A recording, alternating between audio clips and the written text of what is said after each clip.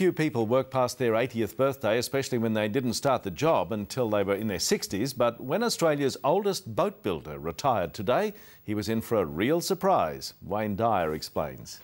When Pete Trevithick turned up to be farewelled by his workmates, there was no gold watch waiting for him. I know that you're going to get some enjoyment out of your boat. Thanks very much, Nev. That's okay, you're very, very welcome. For 19 years, Pete constructed one Impala cruiser a week from bow to stern. He had no inkling his bosses at Whitley had intended his last instalment was his. I had no idea what was going on. Not the slightest. He was very stunned, yeah. I think he had a few tears under the glasses. Still skiing in his 80s, Pete's love of the water and watercraft date back to his youth.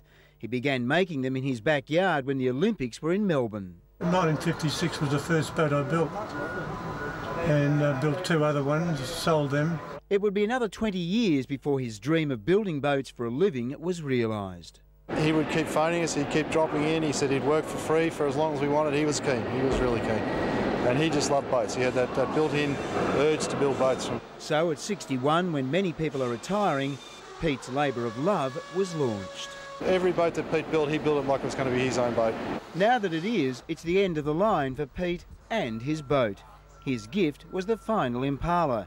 As a new model replaces it, Pete too has weighed anchor. When you see a boat completely finished, you say, I built that, you know. Wayne Dyer, National 9.